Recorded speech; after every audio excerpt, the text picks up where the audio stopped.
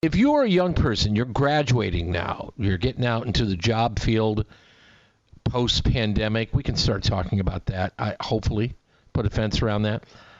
You're dealing with a lot of things. First of all, prices are high. Yeah, you're going to see that with rent, gasoline, to get to work. You're not all driving electric cars yet. You will be someday, but not now. The economy, it's moving, it's grooving. But if you're at the lower end of the pay scale, well, you've got some issues out there. What's the anxiety factor for new grads coming up? And that'll be, they're on spring break now at MSU, but it'll be any minute. Casey Hasten here is a corporate recruiter, director of recruiting with VIP. They're an executive search firm, and they may not be searching for your son or daughter at the moment, but someday they will be.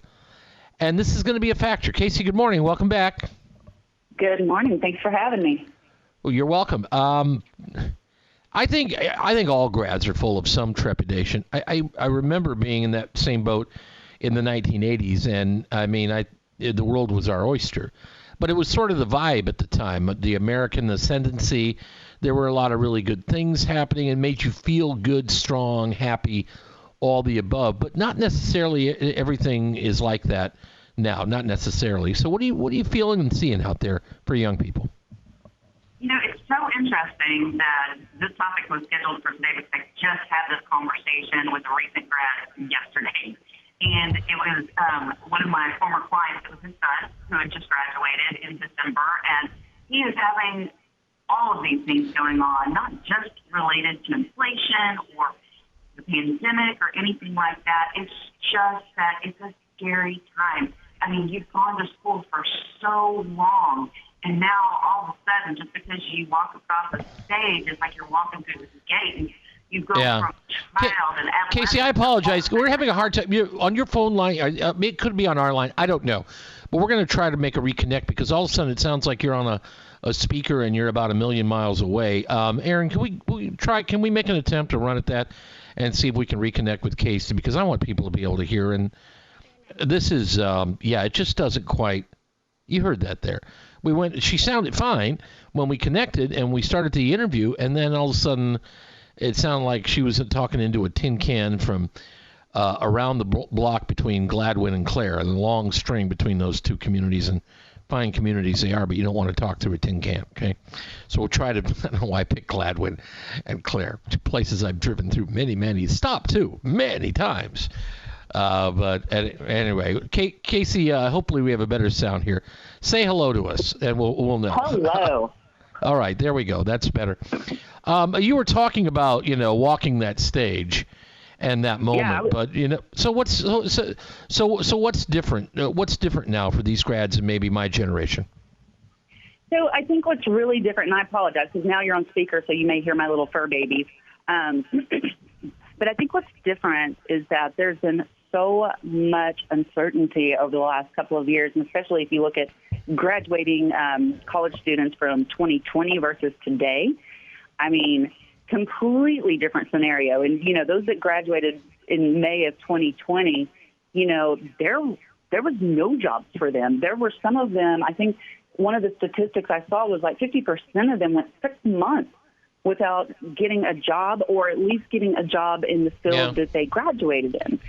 So I think that with the isolation and all the uncertainties in the world, looming possible World War III, these kids are really scared right now. And just because, like I was saying, they walked across that stage, and now, hey, tap you with the magic wand, you're an adult, they don't know what to do. They're not prepared.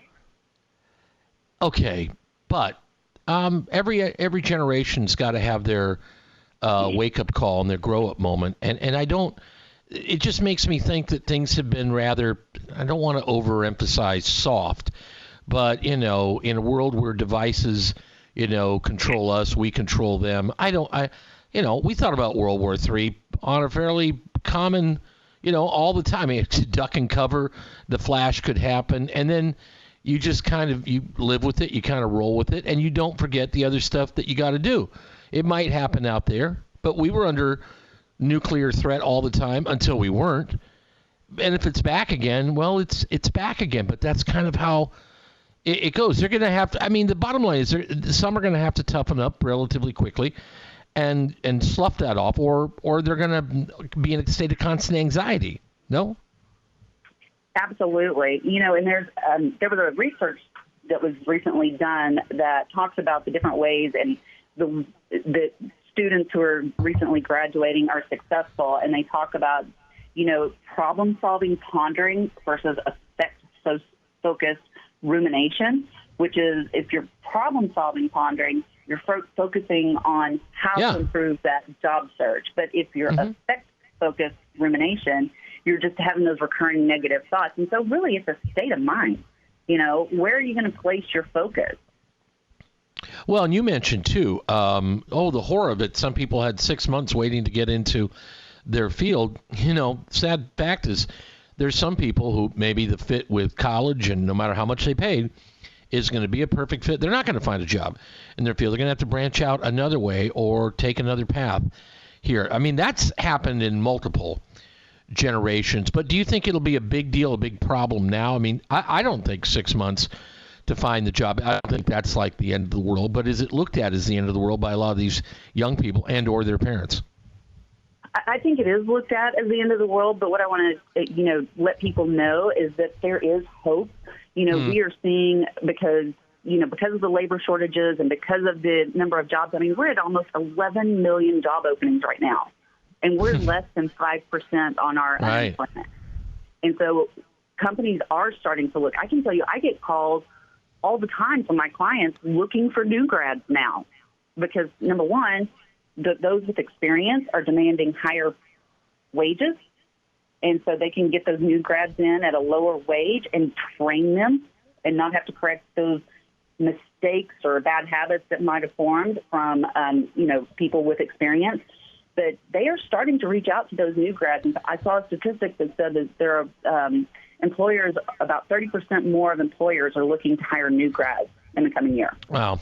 Casey, I'm glad we reconnected. Time is short here, top of the hour. I appreciate you coming on today. What's your website where people can find you? www.wearevip.com. Casey, thanks for being here. Take care. Stay safe, all right? Thank you so much.